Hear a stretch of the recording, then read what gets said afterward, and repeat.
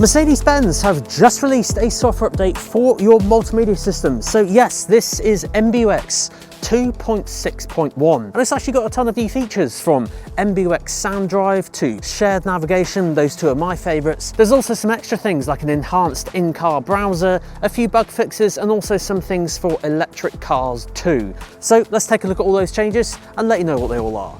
Now, from what I've seen, I believe this to be on MBUX Generation 2 or higher. This is also known as NTG7, that you guys may have heard me mention before. So the way you can tell the difference between the multimedia system generation is have a look at your voice assistant. So you know when you say, "Hey Mercedes, how can I help?" and we get those lovely sparkles at the top of the screen. I didn't know if I had it enabled or not, but clearly I do.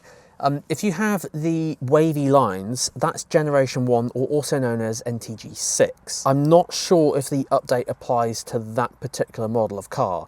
So anything that's the facelift version with the touch kind of steering wheels and the sparkles for the voice assistant, I believe the updates are for those cars. But guys, please do let me know, get in that comment section, and I'll probably pin one of your comments. Just let me know if that update is out on the cars with the touchpad in the middle and the wavy lines, the first generation of MBUX. But yeah, just one day you might wake up and you'll see this on the screen, and then you just follow all the steps. Now, if you want to check manually yourself, if you go all the way across to settings on the far right hand side, go in here, then go to system, and just scroll all the way down this page to software update. You should see that update listed. Don't worry if you don't see it straight away. Mercedes, like a lot of car manufacturers out there, and of course even phones as well, they don't just push updates out to every single person out in the world immediately.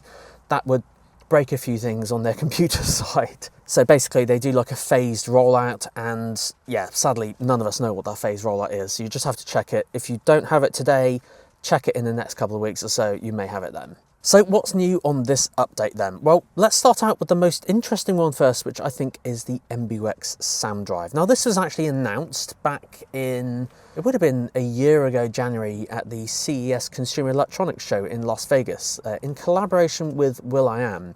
And there was like 1 or 2 tracks initially from what I heard, but now there's like 40 different tracks you can choose.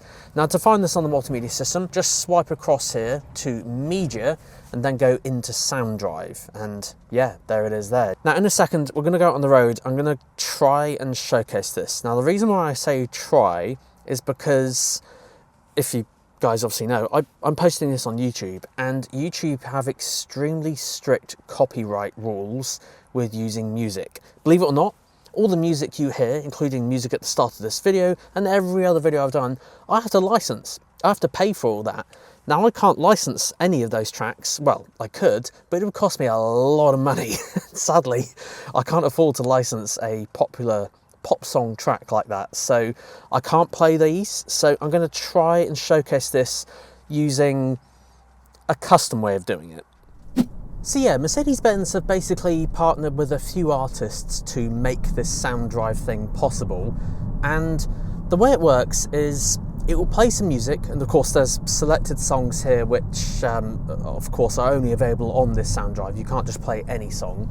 But what I'm going to do for this demonstration is play some other music, and I'm going to edit the music in a way to make it sound like the same. I know, it sounds complicated. That's why this video is a little bit complicated to make, so a subscribe would be greatly appreciated. So it all starts when you're stationary. So the way this works is you select one of the songs. So if I just go next track here, you'll see it will download.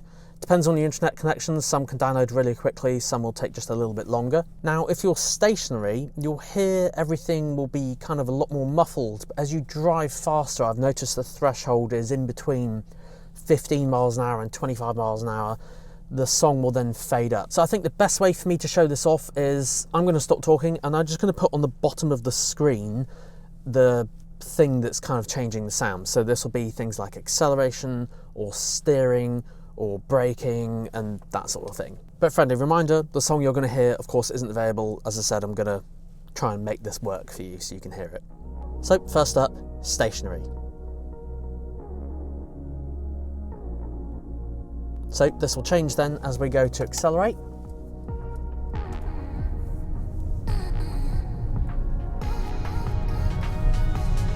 And you'll hear all of the instruments and the vocals get a little bit louder basically.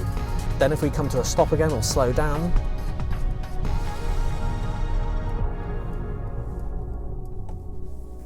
it all fades back down again. Now what is interesting is another thing, is if you take a corner fairly sharply, I believe this to be down to the G-force readings you can sometimes see on the car. If you're going down here and then suddenly you take like a sharp turn and that G-force goes all the way that way, you'll hear these synths come up. So have a listen to this.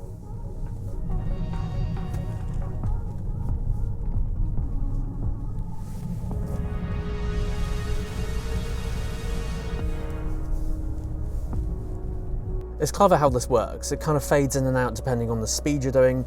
The only bugbear I have with it is that if you're in rush hour traffic, you're not going to be able to hear the vocals. It's cool though, I do like it.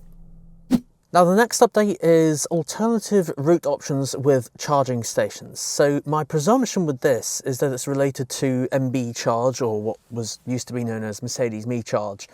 Very, very good system. It's basically like mimicking a Tesla network. So when you use an EV and you search for charge points, or you input a route of where you want to go, it'll kind of tell you where to stop. Now, I don't know, honestly, what improvements have been made to this. So guys, if you own an electric Mercedes, let me know in the comments if you've noticed any changes. But sadly, I haven't had an electric Mercedes on test to test out any changes or that sort of thing. So I haven't managed to see what is different, but I mean, the system was really, really good anyway, but I'm curious to see what improvements are. So guys, let me know in the comment section what you've seen. However, what is different is on the media side. So we've already seen the sound drive. However, there's an improvement to Amazon Music.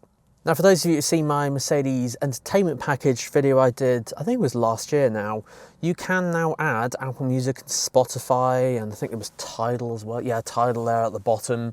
But yeah, now there's Dolby Atmos support on Amazon Music. So if you do use Amazon Music, really, really good. I personally don't. I have Apple Music and I do have access to a Spotify account, but I do use Dolby Atmos where I can, certainly on AirPods and Apple devices at home. It is cool to see that it is now coming out in cars. It's basically like a spatial surround sound, just oversimplifying, but it's good to see other providers adopting that kind of format now as well. However, there is one big change on the Mercedes sat-nav system, and that is called shared navigation.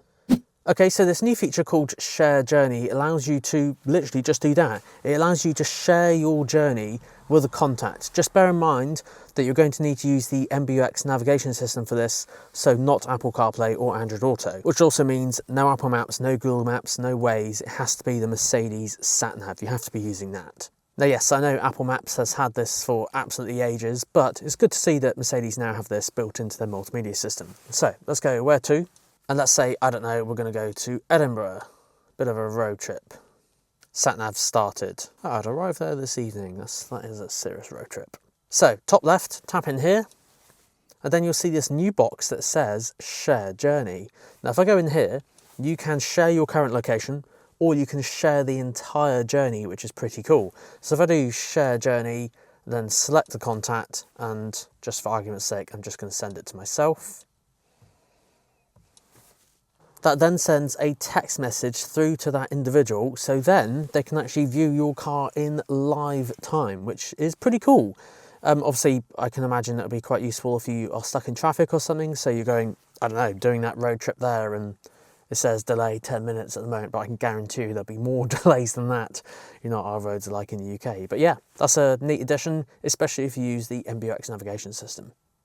Now moving on to the final two updates here, we have Optimized Energizing Coach. This is for people who have Garmin smartwatches, more specifically a Garmin Vivo Smart 3 smartwatch. Sadly, this doesn't work with Apple Watches, but I'd imagine it's just some enhancements and that sort of thing.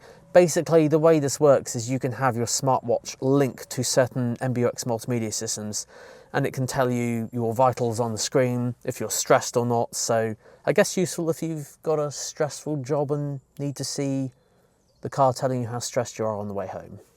I don't know, something along those lines anyway. But yeah, maybe I should check it out. Maybe I should acquire a Garmin watch and check out some of these updates. So the last thing I saw on this update, it then stated enhanced in-car browser. I have noticed the load speeds are a little bit faster, so I guess that's all good if the browser is obviously something you want to do, such as like going on YouTube, for example, and watching videos. But personally, I don't use a browser in a car. I would just get my phone out because the processor in a phone is that much faster.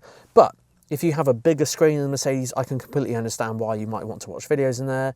I don't know, maybe you're charging your electric car and you just want to stick a film on or something like that. So that's good. There's also that ride view thing where you can watch movies and things. So maybe those two coincide and kind of work with each other. The last thing Mercedes stated on their update was general fixes and enhancements. But sadly, I don't know what updates and fixes those are, because most car manufacturers, unlike phones when we do iOS updates or Android updates, they list all the bug fixes and things. Mercedes, like most car manufacturers, don't do that. They just keep it general fixes. I have noticed though it is a little bit quicker in terms of the responsiveness, so maybe they've done some optimization kind of things on the background, but yeah, all round a pretty good update.